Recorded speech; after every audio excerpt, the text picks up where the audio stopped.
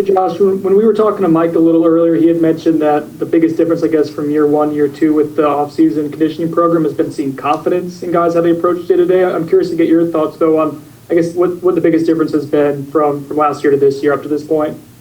I think the biggest difference, if you take, 365 days ago is how these guys approach the work every day coming in. Being a year into it, they have a better idea of what to expect every day. So now they know when they come in, they're going to expect to be challenged. They're going to expect it to be hard. But they're also going to have the confidence now to know that we're never putting something in front of them that we don't as coaches believe that they can achieve.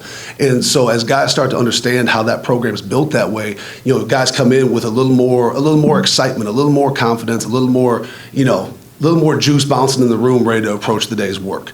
And I think that goes too with going back to the year of having the opportunity to build some relationships and build more trust. So, there's that level is different when the guys show up to work every day.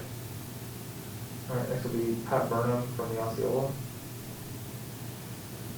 Hey, Coach, hope you're doing well. Just want to talk, obviously, you guys missed the post-spring off-season conditioning program last summer. How excited are you and your staff about, fingers crossed, getting the kids back in the off-season program once spring ends and through the summer?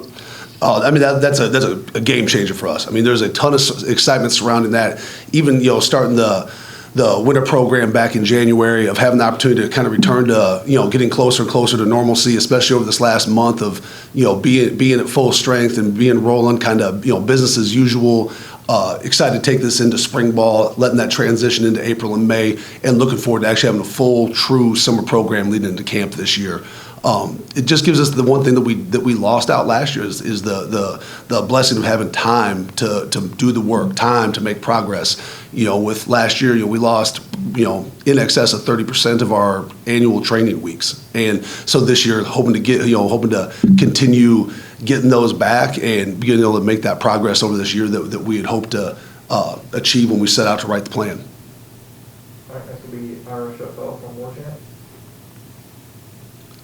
When you guys bring in transfers mid-year the way you did, how prepared are they for what you guys are doing? Is it a seamless transition, or is it a big adjustment for some of those guys? It's kind of a it depends answer. Depends on the program that those guys are coming from and kind of what the focus was in the program they're coming from, or if they had time from when they left that program before entering our program where they're kind of on their own. So it's kind of all across the board. So, in some of those cases, I'll reach out to their former strength coaches, get an idea kind of where that athlete was at, if there's certain things that we need to be aware of from injury history or training modification standpoint, and then just conversations with the guys as they come in and figuring out kind of where they're at and what their strong suits are, what they need to work on, and then getting them plugged in and being good set of eyes on those guys to modify and push where we need to push and pull back where we need to pull back until that full foundation's laid to be 100% full go. We were super fortunate this year in the group of guys we brought in, knew how to train. All those guys came in prepared and ready to do the work and put their best foot forward and try to impact the team as soon as possible. All right, next question will be Kurt Weiler from Tallahassee Democrat. Hey Josh, I think Coach Norvell used the term a star when talking about Jashawn Corbin and what he's done so far this offseason. I guess I don't know what he was able to kind of do last year coming off the injury, but how impressed have you been with his approach and all he's done so far this offseason? Yeah, Jashawn's a stud. That guy is ultra dependable. He's kind of the same guy on the football field as he is coming to work every day. He's that guy that's going to be well-rounded, able to do everything well, ultra consistent in what he does, doesn't just stay within himself, but reaches out to teammates around him, tries to make other guys better as well in the process. So kind of seeing him grow more and more into that role, more into a leadership role, letting his personality out more, helping those other guys in his group has been really fun to watch over the course of the winter. Next will be Perry from Tomahawk Nation. Coach, something you're big on is mental strength. And I've seen you posting your videos of yoga and meditation in the garage. Are you doing something similar to that with the players to help build up their mental fortitude, or does that really just come from the grind of every single day attending those workouts? Yeah, it's from showing up every day and doing the work. And mental toughness starts with how you're approaching that work for the day. Are you a guy that's over there walking to the IPF that's worried and scared about what's to come and has a lot of anxiety, or you guy that's bouncing over there ready to attack the work, and it's you versus what's going to happen that day. And it's teaching guys through that process every day that it's not in those moments when it's hard, when you're getting straight, it's not you that matters. It's the task at hand that matters. And so getting the guys to be in that mindset, the number one thing, the most important thing is getting the job done, okay? What's going on outside of here, being able to put that aside, being able to compartmentalize certain things when the task at hand is the task at hand. We talk about lots of times keeping the main thing the main thing. And so if you can do that day in, day out over time, what builds? Confidence builds, mental toughness builds. It's like forging steel. Every time it goes into the fire, it comes out harder, okay? And so for our guys, that's showing up to work every day. And every day that you can control that mindset coming in and control that mindset when things are hard, well, then what do you become every day when you come out of that? You're slowly being forged, and that's the process we're in now, building towards camp. We'll go back to Pat from the Osceola.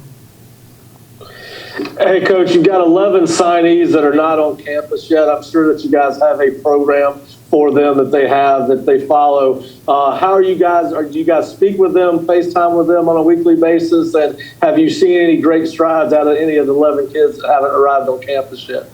Yeah, so with our signees, we kind of handle that a little bit differently, I think, maybe than a lot of places.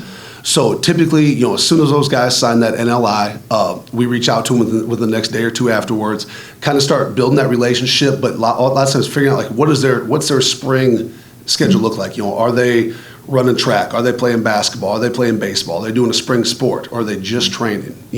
Are they still working with their high school strength coach? Or do they have a trainer? Or are they, working out with dad or an uncle in the garage? Or just kind of, every guy's situation is different. So first of all, we got to get on top of where that guy's at, what kind of situation is he coming from. And then from there, Coach Coleman runs that entire signee program that transitions them into the summer. And so we use an app for that, so they can communicate via the app. We do some video coaching, phone calls every week, some FaceTime off and on, showing those guys what's going on around here. Just keep kind of stoking that fire and that excitement, helping those guys visualize themselves from being where they're at to being here within the building with us. And then when they get on campus in June there, once again, Coach Coleman runs that freshman intensification program, laying the foundation of the work that's to come and the foundational movements of our program, helping them transition into that in-season program and eventually into the veteran program at the end of their first season. But kind of one of the reasons we'll keep those guys separate is it really helps us identify leaders early in the process. If I take those young guys who just step on campus and maybe are great natural leaders but put them in with the vets, well, what's going to happen? Those guys will be led by the vets.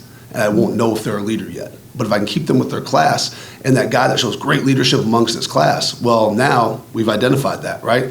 We can start getting that guy leadership reps over the course of his career, because oftentimes that guy will eventually become the leader of his position group, the leader of his side of the ball, the leader of the team.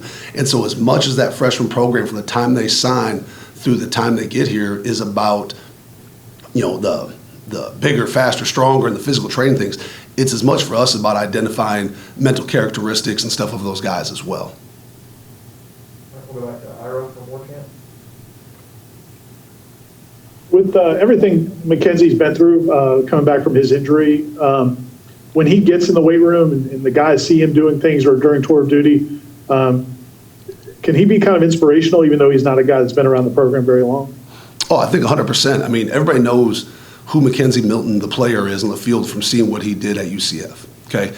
And then those guys are all very well at what he's been through since that injury up until now. And those guys see him come in and, there isn't limitations in the weight room. That guy's going through tour duty. And so those guys all fully understand what that process had looked like. And even if they maybe only understand the tip of the iceberg or what it really took, well, the tip of that iceberg is still big and it's significant. Those guys see that. And that kind of builds an automatic kind of level of respect when you know a guy that's been through a hard road and you see where he's brought himself. Man, that's something everybody can learn from. Players included, coaches included, staff included.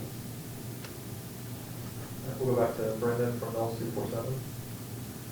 We've seen some of the videos from the weight room this offseason of guys hitting, I guess, max or pretty close to it and then celebrating afterwards, teammates celebrating. That culture that you guys are trying to build there, was that quite to that extent last year? And then secondly, I guess, what's it like to see that kind of excitement and fun when guys are hitting maxes? Oh, man, it's been awesome to see this winter. And that, it's been a big focus of ours, from the day we got here till now is building that. We talk a lot about brotherhood, and that's part of building that brotherhood is being able to be just as excited for your brother's progress as you are your own, to be just as invested in his success as you are your own. And that starts slowly, and it's got to be organic, and it's got to grow over time. But I think now in some of those clips that you've seen, you can see that starting to take hold.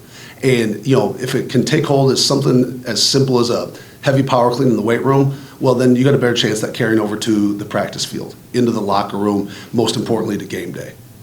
And so when you know that your brothers are there to support you in what you're doing, well, sometimes that added strength is the difference maker between failure and success. And, I think you can see in those few clips, like it's brewing and it's growing every day. Yeah, we'll go back to Ira. You guys don't have it's still somewhat of a young team, but you do have some guys that came back for fifth years and I guess even 6 years. What have you seen from like Emmett Rice and some of those older guys, just having them leading those younger guys through this process? I think the really neat thing about that with those guys that are coming back for that extra year, it's something very unique, because when you come into a program new and you inherit the guys that are there, they're your guys, but they didn't necessarily choose you. Well, with those guys that came back, they're truly choosing us, choosing this program. And with that decision that came, which is a big decision, also came this new level of not just buy-in, but leadership and ownership of the program, whether it be in their position room or of the guy next to them or just the day-to-day work in general. So, that's been really fun to see. I know Coach touched on earlier, but you see a guy like Emmett Rice, who was, I think 201 or 202 pounds when we got here last January, that weighed in yesterday at like 232. That shows buy-in. That doesn't happen by accident. That's consistency, that's hard work, and that's a belief in the things that are going on around and want to do everything you do to be an impactful part of it. We'll go back to Brendan. One other guy at linebacker who seemingly has made a lot of strides in the weight room is Amari Gainer. I guess, what have you seen from him in that regard since the time you guys first got here to now? Yeah, he's another guy kind of in the same vein as Emmett was. 200 pounds when we got here, is in the low 230s now. I think ultimately he's a guy this year that can probably play in the mid to high 230s week in, week out, ultimately on the way to being a 240-ish type guy. But from some testing numbers this week, that's a guy that's put 30-plus pounds on a bench, 30-plus pounds on a power clean since last year. Movement skills are better, hip mobility is improving greatly. And once again, it's consistency and buy-in and using the resources that are at your fingertips to maximize your experience here and what you can get out of it. And that's a guy who's done a good job of wringing every last drop out of the experience he can get. All right, thank you, Coach.